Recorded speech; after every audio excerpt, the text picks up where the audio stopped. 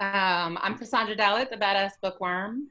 I have Zarina Zabriskie from Globus Books. She's the manager of Globus Books in San Francisco. And we have Kate from Alley Cat. I'm Kate Razzo from Alley Cat Books and Dog Eared Books, all in San Francisco. And we have Joel from Rebound Books in San Rafael. And today we also have Denise Sullivan, and I'm going to read a brief bio. Denise Sullivan is an author, journalist, cultural worker, and literary organizer. She is the SF Lives columnist at the San Francisco Examiner, a frequent contributor to the San Francisco Chronicle and to the Jazz Monthly Downbeat, among other outlets. As editor of the anthology Your Golden Sun Still Shines San Francisco, Personal Histories and Short Fictions on Manic D Press in 2017. I haven't read that, I need to. Co-editor of the chapbook series The City is Already Speaking, and author of Keep On Pushing, Black Power Music from Blues to Hip Hop. She's documented the untold stories of artists and everyday people, a co-founder of United Booksellers, a coalition of independent bookstores with its aim to unify small literary business. She also teaches writing to seniors with Litquake's Elder Project. And right now we're trying to get small bookstores together, band together, and get through this tough time and get some money and support to make it through. Zarina? Thank you, Cassandra. So we were thinking about starting maybe with a short summary of what we did during the previous discussion that turned out to be pretty popular with our YouTube channel viewers and Cassandra's podcast. We got a lot of response. We got together to discuss basically how we can survive and how can we save our independent bookstores in San Francisco and San Francisco Bay Area during this unprecedented health and economic crisis. We came up with a few ideas, and right now we are focusing our effort on either petition or some other way of address to our city and county authorities to ask them to change the status, or rather assign the status, because currently we don't have any status, of the cultural institutions for San Francisco and San Francisco Bay Area, or maybe Californian, independent bookstores. Based on the definition of cultural institution, because we preserve and carry culture into the people. And we put together two drafts that are up for discussion. But we also wanted to start with a little update and kind of going around the table and see what everybody's been up to during the last week, if there were any developments or something encouraging or not to share with the other booksellers. So maybe I'll start really briefly. We've been focusing our effort on Ingram work, because Ingram still delivers books. I checked, they delivered my book within 4 days, I think, to home delivery. The reason Ingram works for us because they have a lot of Russian titles, and Globus Books' specialty is the books in Russian and about Russia. So Ingram is our best source for this time. We also followed on Kate's suggestion to join the United Sellers of San Francisco, and Denise kindly has processed and accepted our application. So we are now a proud member of the group, and we invite other bookstores to join us so we can build up this movement, whatever you want to call it. And with that, I pass it on to Kate, maybe. Great, I'm glad you joined. Yay, coalition.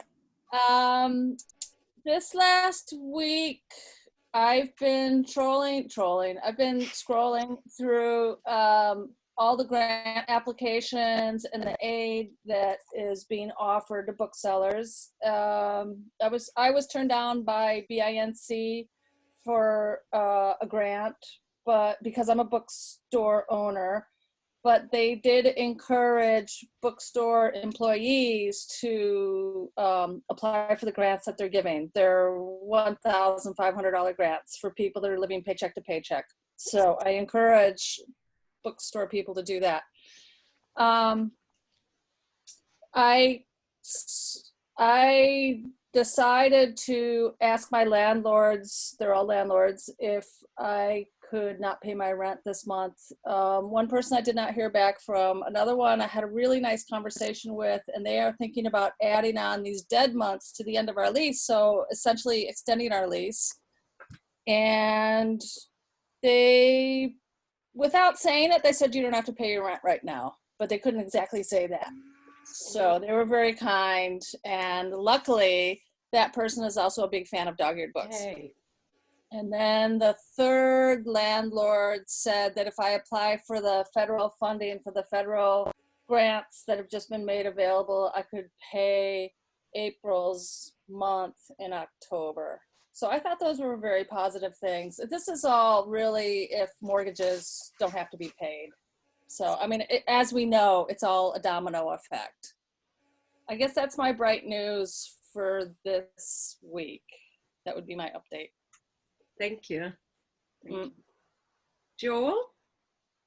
I wrote right after we talked, I wrote to Bill Petrocelli, who has Book Passage, which is down in the Ferry Building. And he also owns a Book Passage in Corte Madera, which is their flagship store.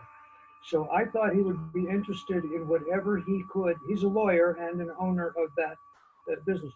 Whatever he could establish or get happening in San Francisco might create a precedent for certainly his bookstore, for bookstores in Corte Madera, and possibly by extension, communities looking for economic help, bookstores looking for help, as cultural institutions, which I think is, your point and a good one, around the state, certainly, which would be where we had some leverage. So I haven't heard back from him. I also wrote to the owner of Copperfield's Books, who owns 9 stores in Northern California. I just lost the video here, but I'll just keep talking. I'll make believe I'm on the radio because I am. I looked to Copperfield's and I have not heard back. I think that they are putting out flyers of their own because they have rent to pay in 9 different cities. But I think that the result of this meeting will at least show them that there's something happening in the book community to which they might respond and get in on it. I want to share something about rent. My landlord, who are absentee landlords in Texas, called me through our manager and said we didn't have to pay rent in April. I checked with my bookkeeper about all this, and he said that there is a tax law called passive income, where a landlord can essentially apply for lost income for not collecting that rent. And he or they are essentially not out any money because they take it off their taxes at the other end. And the banks aren't out anything because this bailout loan going to the banks is going to pay them for uncollectible mortgages as a result of this. So all the people up the line are getting their money. So I don't think we should feel particularly guilt-driven by being the last domino in line here. That's very important. And it just occurred to me while listening both Kate to you and to you, Joel, that there's some sources that could be useful if shared somewhere, at some source, rather than just on YouTube. Let's maybe just quickly think of possibly doing either a Facebook page or maybe doing another page on United Booksellers page, so we can add this material, or whatever the laws that apply or tax amendments, so other people can find it, and so coalition actually works. What do you think? Well, I definitely think that we need to generate a fact sheet for what our position as retailers means in the whole sort of economic universe here. And I think that in different communities, different aspects of this information will be tools that people can use to deal with their survival. No landlord on the planet is going to want to have a space unrented for a long period of time. And if they kick out who they've got after this thing is over with, who the hell are they going to get to come in there? Nobody's going to be able to have the kind of credit to get a loan or even have the ability or desire to get a loan. I think they're going to want to keep everybody in place and just act like this didn't happen. That's a great point. And Denise, I would like to switch to you now for whatever update you have, because you were not with us last week here. But also that and a question, do you think we can add separate page or not a page, but a separate like a heading to the website where we can share this information? Because I already had all the written information about grants and resources that I shared with the group last week. So I'd be happy to share that. And now Joel mentioned that law that could be applicable. Do you think it's possible? Yeah, I think it would be easily done, and happy to do it. I would like to have all of that official information as far as tax information and relations with landlords and whatnot, probably send people to the official links, right? Because we really are kind of like, I guess you'd call an ad hoc organization. We're not official in any capacity. We kind of came together as a group of independents who were on the same page, and I can go into that story. It started with the closing of the Marcus bookstore in 2014, and later with the closing of Modern Times in 2016. That it came to my attention and quite a few other people that we were losing bookstores and a certain type of bookstore, and it was only a matter of time before other bookstores, i.e. the general bookseller, was going to be in line to go. So that's why we kind of organized our, put our organization together. It was at the height of the displacement crisis here in San Francisco. So quickly, this week, I checked in on our stores, and I think that's one thing that we can all do is check in on our friends who own small retail businesses and just say, hey, you know, how can we help? Well, it turned out that most of our bookstores had something in place, either like Kate has her ongoing fundraising projects at the different stores. One of our stores, Bird and Beckett, actually is fulfilling orders. Another store, Green Arcade, is fulfilling mail orders. So I found that out. I updated the website, and so that's becoming kind of evolving. Is sorry, am I breaking up? We have you back now. Okay. Another thing that's evolving is last week I interviewed a poet for my column. A lot of you know Tony Robles. He's living on the East Coast now, but he's a San Francisco poet who was scheduled to come here in April for a big event at the Green Arcade. We just started talking today about if we wanted to do that as a streaming event through one of the stores. And that's yet to be determined. So updates on who's streaming their events, who's selling books, and who needs help, who needs support through their funding campaigns and whatnot, and whatever else the small bookstores and writers. I think by extension, I think Cassandra asked me to join this conversation as a writer as well, whose work has been disrupted, but it's not just me, obviously. We have a whole community of writers here in San Francisco, which extends around the world, who are dealing with the various disruptions in our business. So we've always seen the United Booksellers as a place where not only the small retailer, but the writers and the community we serve comes together under this one umbrella. It's pretty lofty and probably a little bit overreaching, but we try. Well, provided that 4 of us on this panel are writers, in addition to being booksellers. Well, Cassandra not practically a bookseller, but just joined us just a Only my own.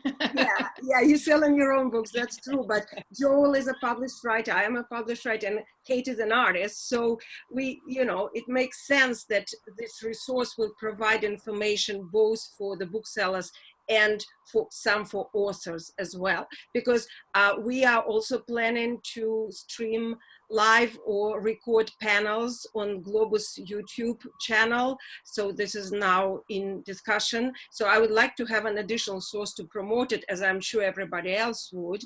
I asked to join Beat Museum and wrote to the director, Jerry, whom I met before, but I haven't heard from him yet. So this is a great update, and I will then listen to the show and take notes and sum it up so we all know what we said, so it doesn't just go through the cracks. And Cassandra, what about you? Is there some update for you for this week that you want to share with the group? Unfortunately not, because I'm an essential worker by day. I haven't had very much time to work on anything. Thank you for doing that. Thanks. When you talk to Jerry at the Beat Museum, mention my name. We were part of helping him get started and get launched, so that may help him feel encouraged to participate. I did mention it to him, and I've met him. I read there, we have performances there. It's a small community. I mean, he's not the best friend of mine, but and I did mention Kate and you. So just waiting to hear, everybody's busy. Hopefully we'll get them on board as well. Jerry, if you're listening, we would like for you to join us. I think City Lights Books is much more powerful leverage. Yeah. I think if you can get somebody on the phone over there, it would be worth a little persistence. I think you're right. And I apologize, because I was supposed to talk to Josiah Luis, who works at City Lights, and would have totally hooked us in last night, but I wasn't home and I didn't get a chance to talk to him. I did talk to Justin from Wolfman Books, and he just said he was so overwhelmed by it all. He hadn't organized his thoughts. So I said, well, we're talking about it, and I'm just going to send you the link so you can listen in. And if there's anything we can do to help, let us know. I will mention another source of possible funding and political support. There is a group of what they call women-owned businesses that have grants. And I think that under the current circumstance, certainly women-owned businesses which are financially marginal, certainly bookstores are going to fall into that category, which are cultural contributors, particularly owned by non-white owners or owners that are connected to particular cultural communities. I think that they already are very open-handed, but they may become more open-handed in terms of the important pivotal position that bookstores have for whatever general community the owners participate in. Part of the queer community, in the middle of a Latino area where the mission is, in the middle of a bohemian area. So I think that their guidelines, which are already quite open-handed, are going to be worth looking at for women-owned businesses at the moment. So that would be a source that you should check into. Thank you, Joel. I think at this moment, there's a lot of great information that everybody shared.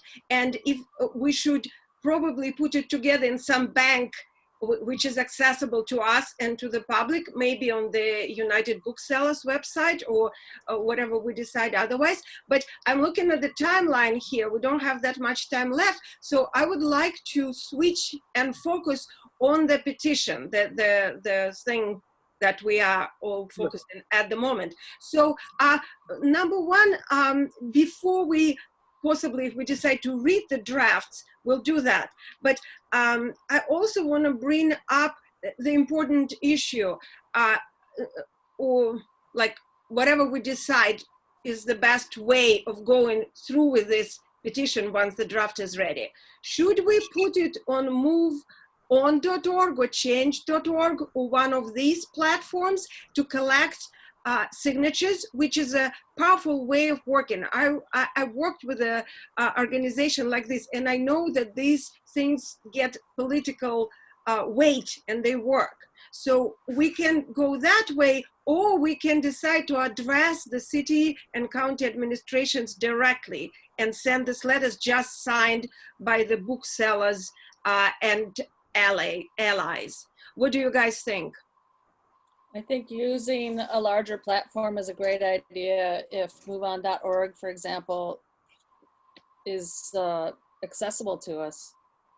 I know how to start a petition. It's easy to do. I can start a petition if we decide to go that path. I think we don't know what is going to work. I think we have to try different things, and I think the broader platform that we can put together, the better. It's easy to say no to a handful of booksellers. It's a lot harder to say no to tens of thousands of people, for example, or thousands of people, or hundreds of people. I agree. Joel, what do you think? Well, I think we have to think politically here, which is to say, who are we going to send this to, or who are we going to put it out to? Who has the leverage to do something with it, soon? And what do they want to hear that's going to make them motivated? I think that the handful of bookstores that represent a small number of retail businesses in any community is not enough leverage. I think that getting our neighbors to say that we are important far beyond our mere small numbers is important. I think that the landlords that we have understand that they're in a partnership with us at this point in time for survival. We're in a lifeboat situation, and everybody needs to be rowing in the same direction and bailing quickly. So I think that if we think in terms of who it is who would be able to send something out within a week to someone who would say, oh, yes, I'll vote for that. That's what we really have to do. American Booksellers Association, Independent Booksellers Association, getting it into every community so we get a groundswell. But I think that leverage is important, and having it say what the people who are going to raise their hand in a Congress or assembly, state assembly, and say, turn it into a bill or a relief package, what they need to hear so they think it's worth their time and trouble is very important. Thinking from their standpoint. I don't have the answer for that, but I think that has to be a strategy in the wording. So Joel, and we lost Denise for a little bit, but I think she's back now. Denise, can you hear us? Well, hopefully she can listen to that later. But Joel, what is? Hi, Denise. Sorry you missed the part. You can listen to it. Joel was just talking about the strategy, and Kate thinks that petition on a platform might be the way to go. And Joel, so are you saying that petition is the way to go, or we should get some strong allies and write directly to the authority? Well, we have a number of people here. I mean, there's 4 or 5 people involved in this, and maybe a few more, and each of us could take one part of that task. It could happen simultaneously. We're members of the Independent Booksellers Association.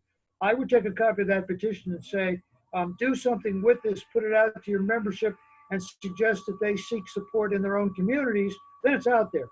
That's one thing that one person can do. If someone wants to try and tackle and find a particular political person within the government of the city of San Francisco who would be sensitive to this, ask them what they want to hear. How do they want to have them help them craft it so that it has a snowball's chance in hell of getting passed? Because somebody has to vote on this. They're going to vote money. And they have to say, okay. Why are they giving money to us?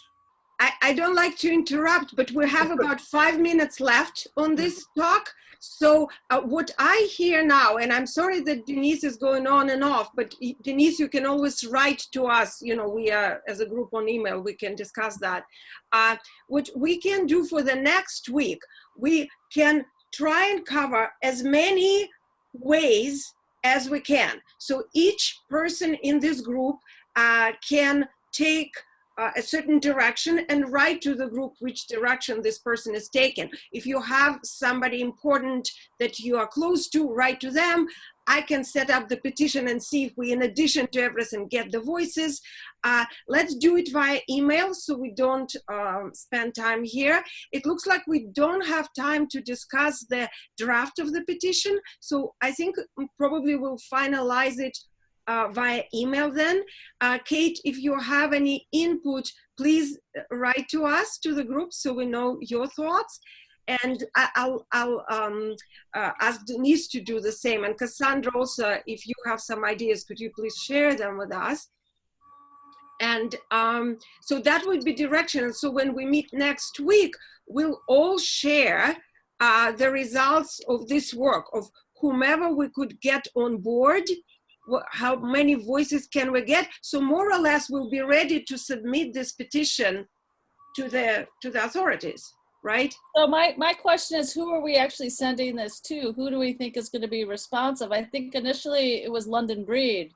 I think because she came up with the Arts Relief Program order, Right. she would be a logical person or one of the people to address.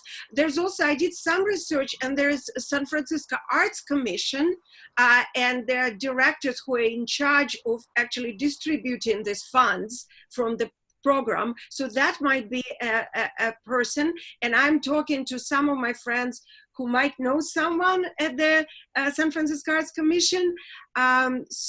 Oh, great. Actually, they again removed the 40 minutes limit. So we have an unlimited, we actually have a little bit more. I don't think we should. The other thing that we should think about was there was a lot of money that came down the pipeline from Prop C, was it? How much money was that? And nobody seems to know where it is or where it's gone. It might be worth looking for these funds that have been set aside for the arts, And what do you know the name of this fund or the program, or how do we look? I will see what I can find out. Great. I mean, it might be good to go after money that has already been earmarked, as it were, then, you know. Exactly. Because I think the other thing that's happening is we're really looking at a moving target constantly here. And like when she spoke to Justin Carter over at EM Wolfman, we're all kind of like, what the hell, you know? Like we get all these emails, apply for this, apply for that, try this, try that. And half of them don't apply to us. We can't apply for them.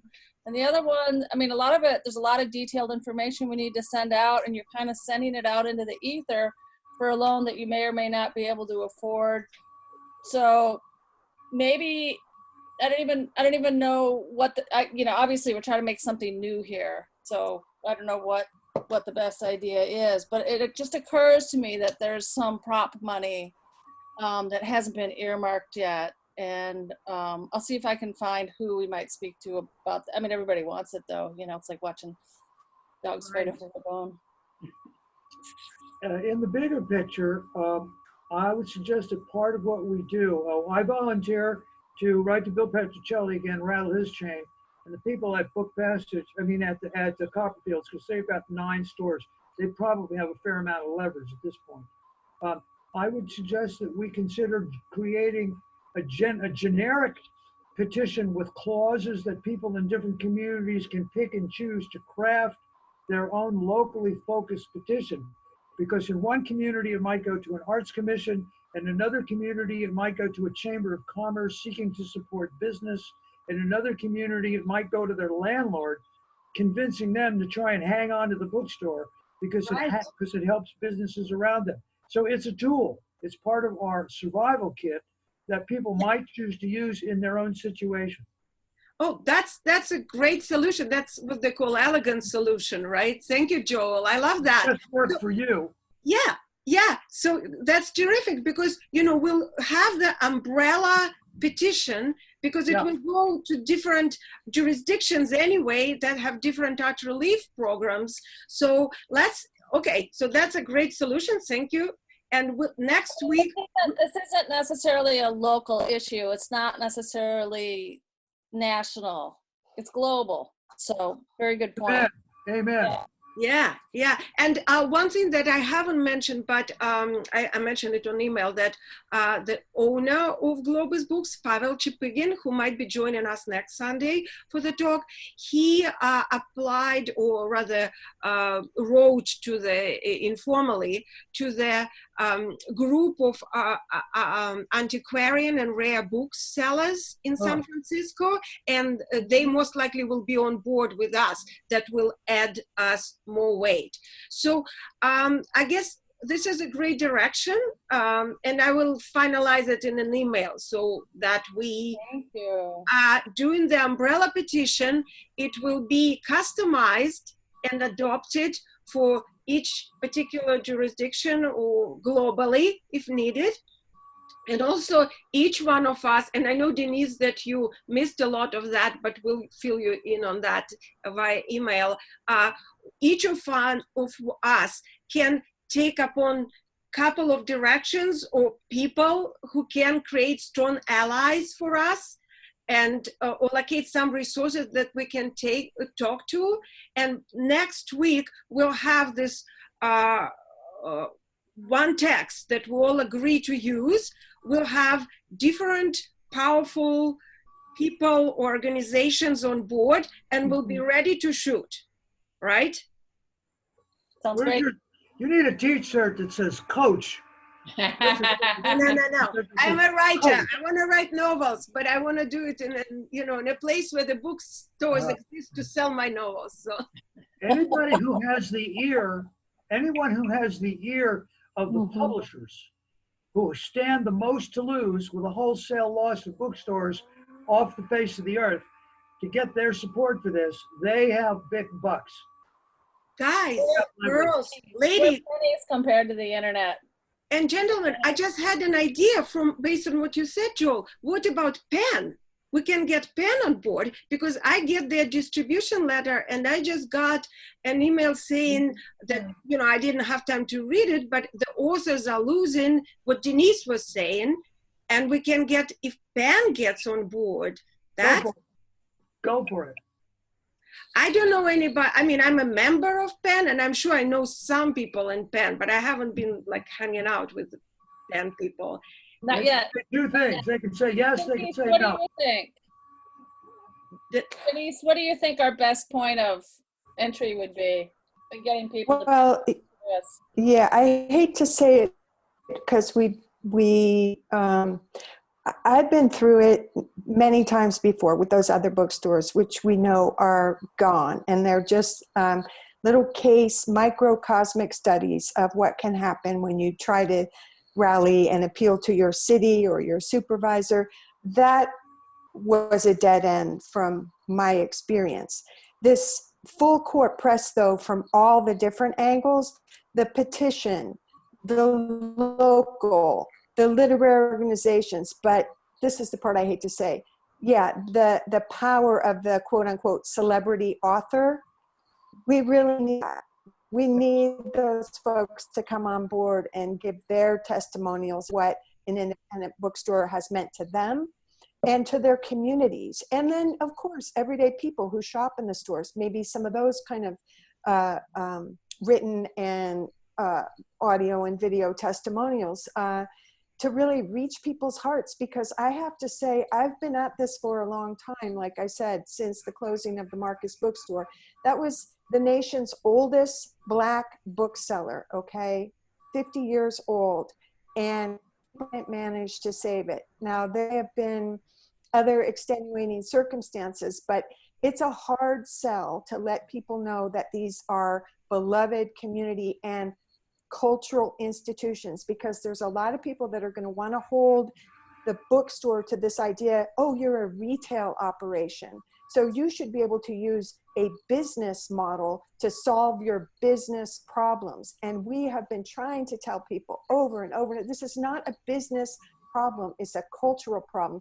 It's our culture, our cultures are being drained from the urban and now suburban and rural, everywhere. The dissolution of gathering places, pandemic notwithstanding, but community gathering places where people can and partake in culture, specific or general. They're gonna be gone unless we do something, but we need those heavy hitters. So Penn is a great idea. Our local literary and national organizations, poets and writers, et cetera, et cetera.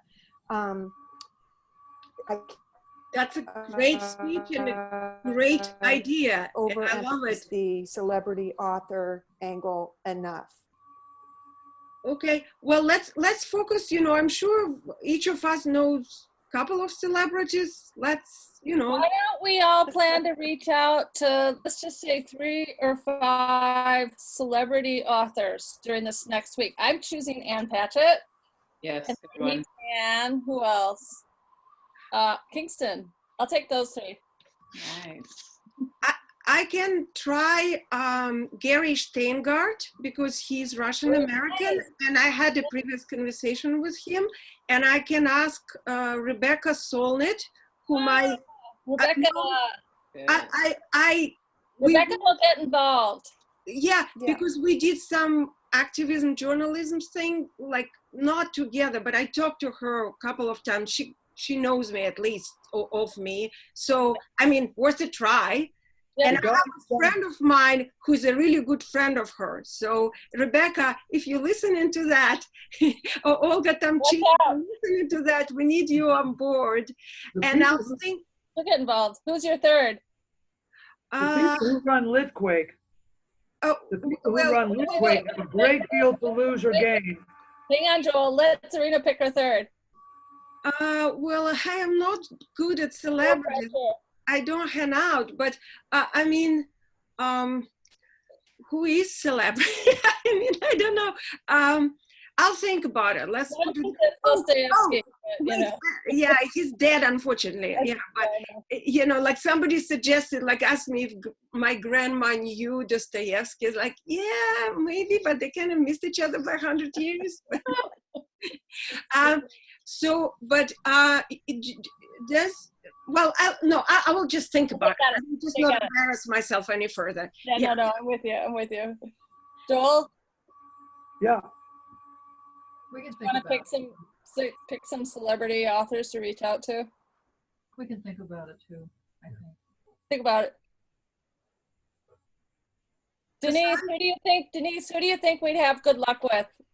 Well, I'm happy to reach out to the larger literary organizations locally and nationally, where I have some relations. But you know, locally, we had the participation of David Talbot, a local author, and he has supported our organization in past, and so I have no problem asking him again. That's the thing, we have exhausted a lot of our resources because we've used them over and over. Our problem is been expanding the organization. So thank you so much, Serena, for suggesting this, and that we reach out to people beyond our immediate communities, because this is what we've kind of dreamed the organization would do. And if we're not actually hands-on and someone wants to take it, even better. Yeah. Oh, please. I mean, we have books to sell and books to write, so please. Yeah.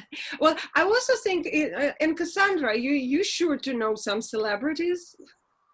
I know a lot of writers. I can't think of anybody I necessarily would call a celebrity, but I'm gonna think on it more.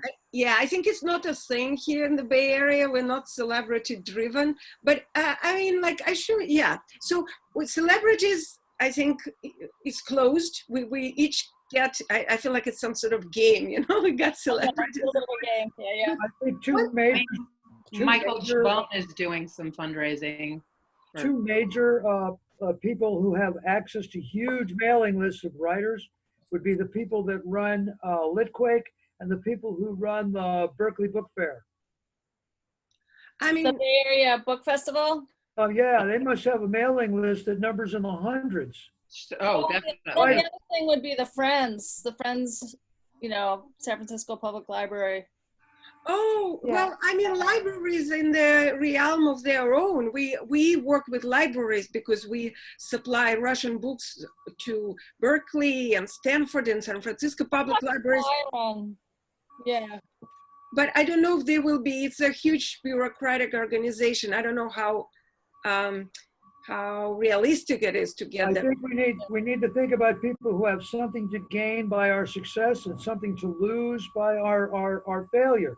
And people like the book festivals, who have access to hundreds of names of authors, would be a great conduit for this petition. They can do with it what they like, but I'm sure that they've got a motivation. I think I can write to Litquick. I know Jack Bullaware, I mean, from Good. Litquick, or James Warner is a friend of mine. I'll write to them. And also, I don't know if he And comes. also that we ask them for ideas, you know, Yeah.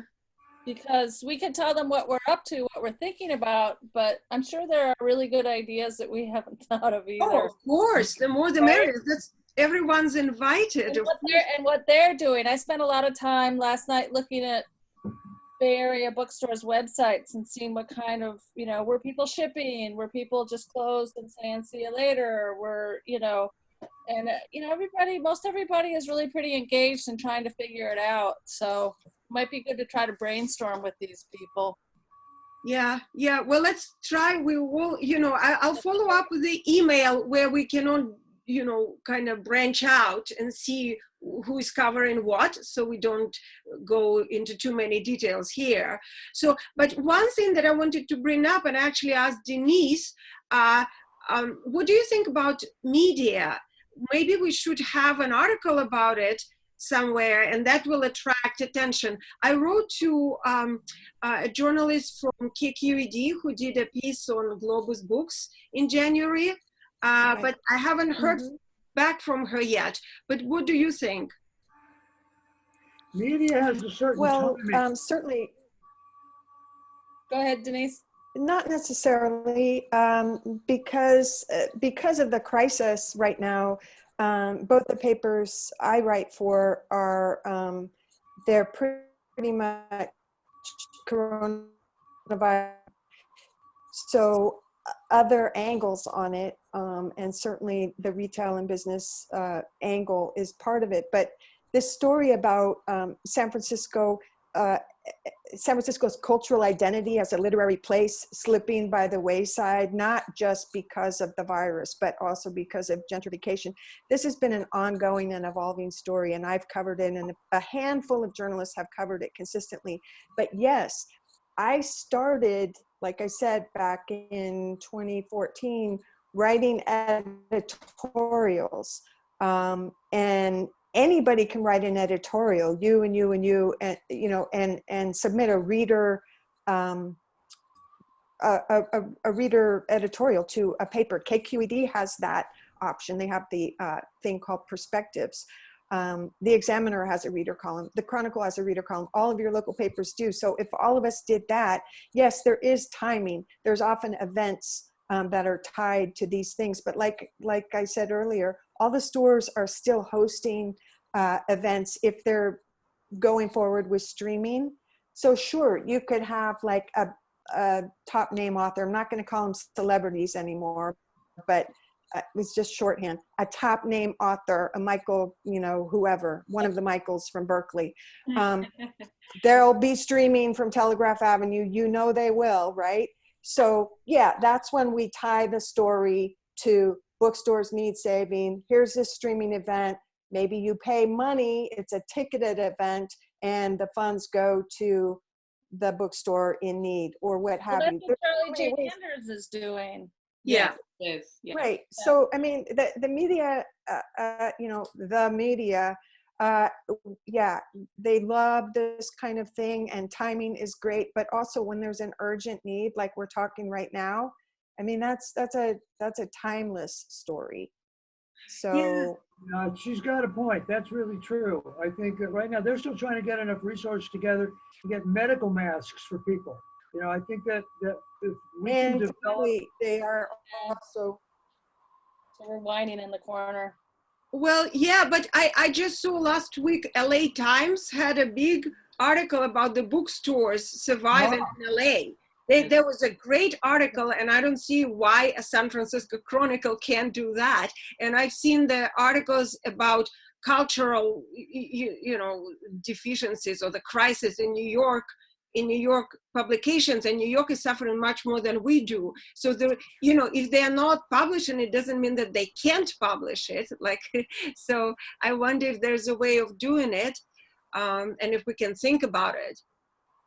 Yeah. Definitely. And I think the more that we're organized and we have a, you know, so-called landing page for people to go to with further information in that, or something other than Bookstore needs your help, so let's support it. There has to be, let's just say, something that drives home the urgency, because every community Yes. has this urgency right now. Well, right? we have the scoop. But our case is that, go ahead.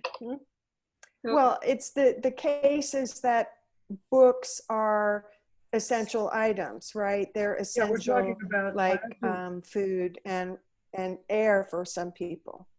Well, I think I have to agree. It's We're not talking like about a little- what is the world going to look like, you know, after this is over with. You know, what's our what do we want to survive when we crawl out of the wreckage? What kind of a world do we want post-apocalyptic? And I think bookstores fall into a category of something that people have to work to save. well, we have the point. We don't have just a general help the bookstores we are dying thing, because it's been said. We have the initiative of a coalition, somewhat newly created, of the bookstores that are asking to give us a cultural institution status and recognize us as the vessel of the culture for San Francisco Bay Area. That's the story, I think. We have some meat there, some concrete, like, article, not just pleading for help, because that we all agree.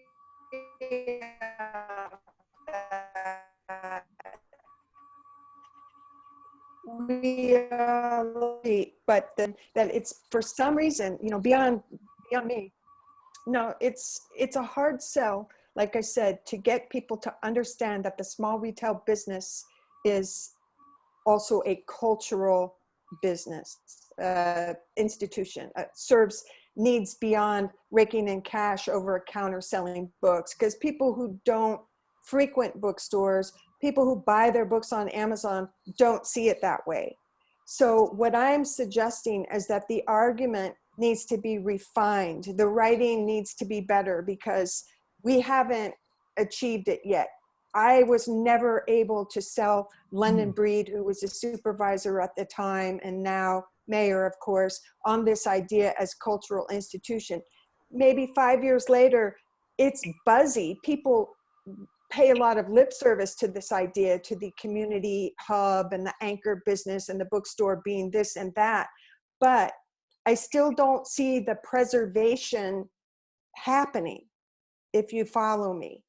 So for whatever reason, there's a weird disconnect there. And I think if we refine that argument, then we are able to go to the media and get the story with a competent writer who really sells it, because that whole idea seems to be lost. I mean, sure, Ann Patchett's got her store in Nashville, gets a lot of write-ups, but it's Ann Patchett. So you see what I'm saying? I think that part of the support for that, as I hear you, which I think you're absolutely right, is that a bookstore in the middle of a block is an economic and cultural engine to support the recovery of the businesses around it. That there's more of an investment there than in a hair salon. That's right. And that needs to perhaps be spelled out just like that. I did a story on the Clay Theater, which is a similar dynamic, right? The clay goes down, whole complex, but people don't understand that until they see it happening before their eyes. So we have to give them tangible evidence, and you know, I think it comes down to somebody really telling the story well. And since we're an organization of writers, we should be able to find someone to do that. Yeah, well, Yeah. that's what we should focus on. On petition, I think is a separate issue because it's brief and it we have a draft, but maybe drafting together some sort of an article because I also was doing some reading and research for the 150th anniversary of the Golden Gate Park, and you know that they had like years of arguments because most people were not convinced that the sand dunes could be turned into the recreational park or that it has any value and so forth and so on. So, and eventually they ended up with a park. So it's the same thing here. We can, with the, again, put together the powerful voices and at least try and do it. And that's the point. I mean, I'm up to the challenge. And looking at the time limit here too, maybe that was a very productive discussion. And I really love the realism and the knowledge and the experience, Denise, that you are bringing to the discussion. We don't want to be idealistic, head in the Well, clouds. it's also, thank you. It's also, we don't have to reinvent the wheel. We didn't come up with this idea, and we borrowed a lot of concepts, for coalition building. So it's kind of in place already. Right. We don't want to be pioneers. We don't want to invent the wheel. We just want to educate ourselves and learn from the experience and bring it forward and bring this effort to the final victory. Woo-hoo, to me, motivational speaker, not. But maybe we'll, on this somewhat positive note, we'll decide to, it's exactly 3 p.m. today, and we'll all go and enjoy our quarantine Sundays and quarantinis or whatever else people are doing. And we, to our listeners, if we still have any at this point, we would love ideas. We would love people to join us. We would like suggestions or anything you can come up with. Help us save the bookstores from extinction. We are the cultural institution. And thank you very much to Kate Rizzo and Joel Ace and Tony Ace and Cassandra Dalit and Denise Sullivan. And we'll reconvene here on Sunday at 2 p.m. Next Sunday, which will be, anybody's got the date? April, next Sunday. 12th, maybe. Yeah, 12th. 12. The 12th. It'll be Oh. Easter. Yeah. It's the Yeah. 12th. Oh, it is Easter Sunday. All right. Thank you so much, Thank you. everyone. Thank Thanks. you. Thank you. Thank Bye-bye. you. Thank you.